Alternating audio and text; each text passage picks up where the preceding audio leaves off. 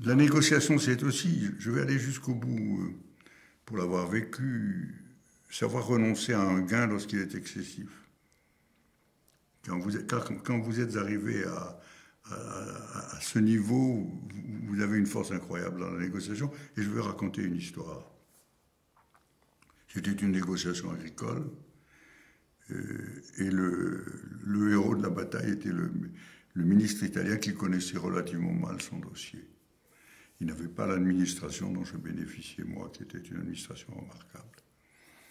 Et à un moment donné, à force de jouer au ping-pong, j'ai gagné sans me rendre compte moi-même, honnêtement, tout à fait, de ce que je gagnais trop.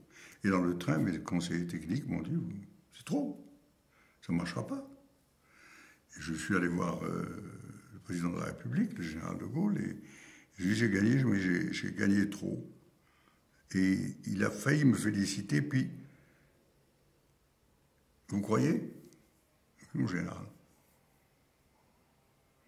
je crois que je vais trouver un moyen d'arranger les choses, parce que ce n'est pas la peine de mettre en place une mesure qui ne sera pas applicable. Et j'ai téléphoné à Mansholt, le commissaire européen, je lui ai dit, Zico, ça ne peut pas marcher ça. Il m'a dit, oui, nous avons fait les calculs, ça ne peut pas marcher, ça ne marchera pas. Alors je lui dis, mais autant que je prenne l'initiative de dire que je demande la révision ou la reprise de la négociation pour en arriver à une solution meilleure.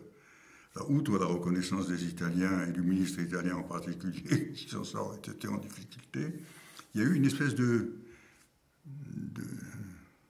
d'état de grâce qui s'est créé autour de la table en disant, tiens, on joue le jeu. Mais, alors ça, c'est très important à dire. Le temps que j'ai vécu, je ne parle que de cela, la négociation était pour construire l'Europe, plus que pour gagner. Notre objectif était dans une construction solidaire, avoir une bonne position. Elle n'était pas de gagner contre les autres. Ça me rappelle un autre incident. Un jour, le ministre allemand prend la décision de geler les importations de pommes françaises sous prétexte que la clause de sauvegarde l'y autorisait.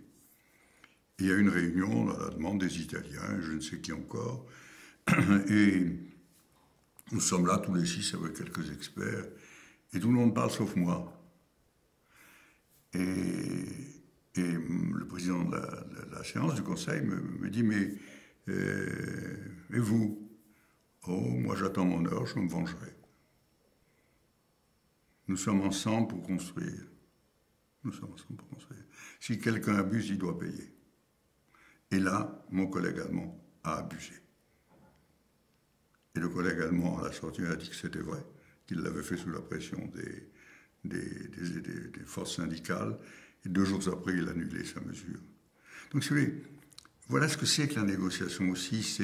C'est quand négocier une fois et puis ne plus se retrouver, ce n'est pas comme vivre ensemble et ajuster les choses que l'on va faire ensemble. Et quand on pense à l'avenir et à la nécessaire cohérence des mesures que l'on prend, on négocie tout à fait différemment de ce que l'on fait autrement.